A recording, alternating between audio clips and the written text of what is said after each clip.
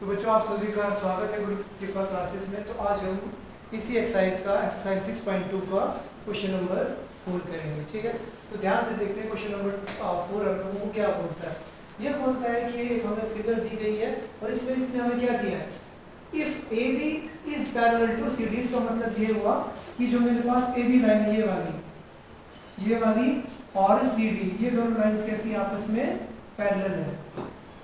सबसे पहली चीज इसने ये दी है हम लोगों को, ठीक है। और उसके बाद he says angle A P Q, ये वाला एंगल, ठीक है ना, वो कितना हमारे पास 50 डिग्री का। और angle P R D means ये वाला एंगल, ये वाला, ये कितना हमारे पास 127 डिग्री। तो question is find X and Y. अब मुझे क्या चाहिए, x की वैल्यू चाहिए और y की वैल्यू चाहिए। तो कल भी हमने डिस्कस किया था कि भाई जब कभी भी हम एंगल्स वाले क्वेश्चंस करते हैं तो सबसे पहले हमारा ध्यान कहाँ जाता है कि हम देखते हैं कि कहीं क्या z तो नहीं बन रहा। z मींस कहीं दो लाइंस आपस में पैरेलल तो नहीं है, कहीं उनके बीच में कोई ट्रांसवर्सल लाइन तो नहीं बन रही है ना। ये वाला कॉन्सेप्ट बोला था मैंने। और उसके बाद मैंने बोला था कहीं उल्टा t तो नहीं बन रहा है। अगर उल्टा t बनेगा तो क्या बन जाएगा बच्चों हमारे पास, लीनियर पेयर, है ना। और हमने पढ़ा था कि भाई कहीं x तो नहीं बन रहा है। अगर x बनेगा तो ये वाला एंगल इसके बराबर, ये वाला एंगल इसके बराबर हो जाएगा, vertically opposite angle. And third one हमने पढ़ा था कि भाई अगर कुछ इस तरीके से f बन जाए, है ना, दो लाइंस आपस में पैरेलल है और एक क्या जाए हमारे इनके बीच में ट्रांसवर्सल लाइन, तो हम बोलते थे एक एक्सटीरियर एक छोड़ के इंटीरियर, या एक इंटीरियर ले लिया दूसरा इंटीरियर छोड़ के एक एक्सटीरियर। ये वाले एंगल क्या होते हैं आपस में इक्वल होते हैं और उसको हमने बोला था कॉरस्पॉन्डिंग एंगल्स। जनरली जो 3 4 5 जो कॉन्सेप्ट है इसी के अंदर सारे क्वेश्चंस होते हैं। तो सबसे पहले मुझे दिया है कि भाई ए बी और सी डी के आपस में पैरेलल है। तो पैरेलल है तो इट मींस या तो ये वाला कॉन्सेप्ट लग सकता है या तो ये वाला कॉन्सेप्ट लग सकता है। तो देखो कहीं z तो नहीं बन रहा। अगर मैं ध्यान से देखूं, ध्यान से देखना, ऐसा ऐसा ऐसा बन गया z। जब z बनता है तो ये वाला एंगल किसके बराबर होता है आपके, इस वाले की। अगर ये 50 तो अंदर वाला कितना हो जाएगा हमारे पास 50 डिग्री। आधा काम तो हो गया हमारे पास, है ना। अब उसके बाद इसने क्या बोला, find the value of y। अब मैंने क्या करना है, इस y की वैल्यू को फाइंड करना है। अब ध्यान से देखना, अब सिंपल सा कॉन्सेप्ट मैंने पढ़ा है कि ट्रायंगल में कितने एंगल्स होते हैं, कितने एंगल्स होते हैं, 3 एंगल्स होते हैं। अगर मुझे ट्रायंगल के 3 में से 2 एंगल्स का पता लग जाए तो क्या मैं तीसरा एंगल फाइंड कर सकता हूँ, कर सकता हूँ ना। अब ध्यान से देखो यहाँ पे, क्या आप लोगों को टी जैसा कुछ लग रहा है इस तरीके से। अगर एक एंगल ये है तो एक दूसरा एंगल, क्या मैं लीनियर पेयर की हेल्प से इस एंगल को फाइंड कर सकता हूँ, कर सकता हूँ ना। 180 माइनस 127, तो मेरे पास ये वाला एंगल भी आ जाएगा। अब मेरे पास ट्रायंगल के कितने एंगल आ गए, ये भी आ गया ये भी आ गया। थर्ड में फाइंड कर सकता हूँ कि नहीं कर सकता हूँ, सिंपल सा कॉन्सेप्ट है, समझ में आया। अब जो ज्योमेट्री में क्या होता है कि हर टीचर्स के करने का तरीका अलग हो सकता है, ठीक है ना। अब मैं इसको किस तरीके से ट्रीट कर रहा हूँ, मैं सोच रहा हूँ ट्रायंगल की हेल्प से करूँ। हो सकता है कि कोई दूसरा टीचर इसको कोई दूसरे मेथड से कर ले। इस क्वेश्चन को करने के कई तरीके हैं हमारे पास, ठीक है। तो आपने डिसाइड करना है कौन सा आपको इजी लग रहा है, ठीक है ना। तो कल मैंने बोला था कि भाई इसमें मार्क्स लेने का सबसे अच्छा तरीका है जो आपको फिगर दी है उसको ड्रॉ करना है हमने, और उसके बाद जो चीज़ें गिवन है उसको लिखना है। So let us start. तो क्या गिवन है हम लोगों को, वो लिखेंगे given that AB is parallel to CD। और बच्चों हम लोगों को क्या दिया है इसमें, एंगल APQ कितना हमारे पास 50 डिग्री के बराबर, और एंगल PRB कितना बच्चों हमारे पास 127 डिग्री, ठीक है ना। तो मैंने बोला था कि सबसे पहला कॉन्सेप्ट मैंने क्या करना है, z वाला कॉन्सेप्ट लगाना है। तो z बनाना तो मुझे क्या लिखना पड़ेगा, एंगल AP, z कैसे बनेगा, ऐसा ऐसा ऐसा।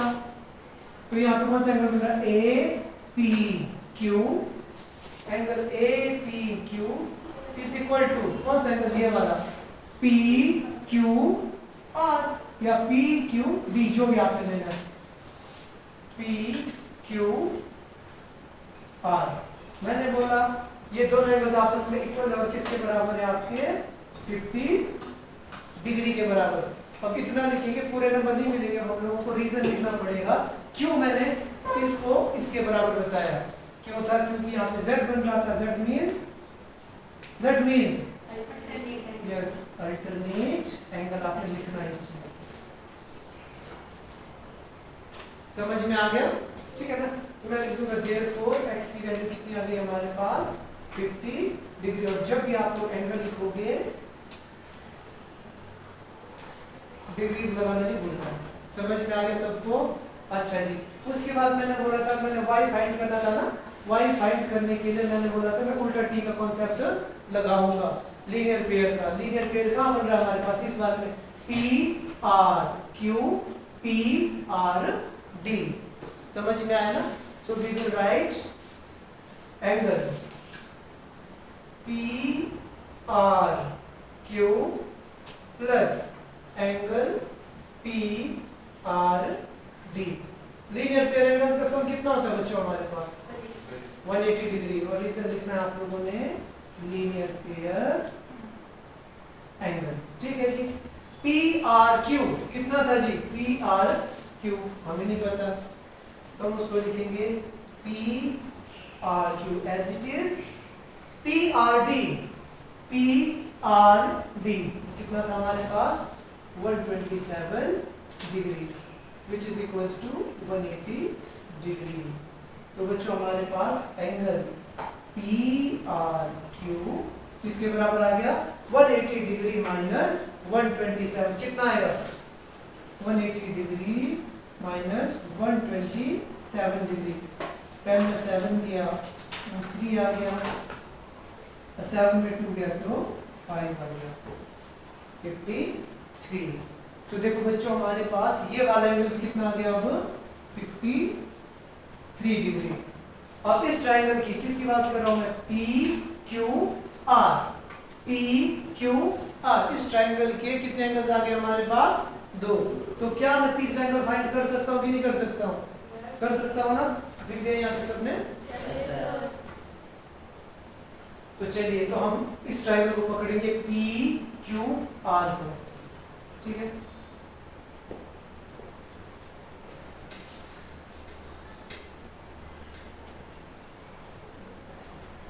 तो हम लिखेंगे therefore taking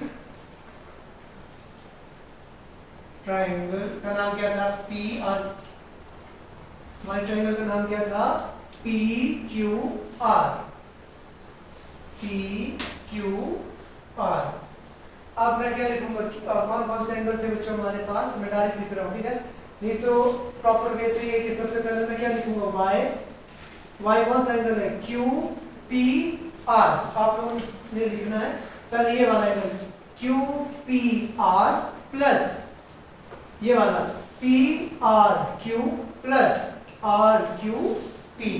जो भी एंगल आप लोगों ने लिखना है, तीन वर्टिस, जब कभी भी आप एंगल लिखते हैं वो तीन वर्टिसेस से मिलके बनता है, 3 पॉइंट से मिलके बनता है। और जिस पॉइंट पे एंगल बन रहा है उसको हमेशा क्या लिखना है, बीच में लिखना है आप लोगों ने, ठीक है। तो मैं डायरेक्ट कर रहा हूँ, तो एक एंगल था मेरे पास ट्राइंगल का वाई, और एक था मेरे पास 50 डिग्री और एक था मेरे पास 53 डिग्री। ट्राइंगल के तीनों एंगल्स का सम कितना होता है हमारे पास, 180 डिग्री। तो इसमें हमने कौन से कॉन्सेप्ट का यूज किया, आपकी एंगल सम प्रॉपर्टी का यूज किया, ठीक है। अब एंगल सम प्रॉपर्टी का मतलब कि ट्राइंगल के तीन एंगल्स का सम कितना होता है, 180 डिग्री। सो y की वैल्यू कितनी आ गई बच्चों हमारे पास, 180 डिग्री माइनस, इन दोनों को ऐड किया तो कितना आ गया था, 103। पॉजिटिव 103 इक्वल टू के इधर जाके क्या हो जाएगा, नेगेटिव 103। सो फाइनली y की वैल्यू कितनी आ गई हमारे पास, 10 में 3 गया 7, यहाँ पे भी आ गया 7। So that's it. हम लिखेंगे देयरफॉर x की वैल्यू कितनी थी हमारे पास, कितनी आई थी, कितनी कैलकुलेट किया हमने, 53 53 3 that is your answer, simple one. समझ में आया सबको कि नहीं आया? x की वैल्यू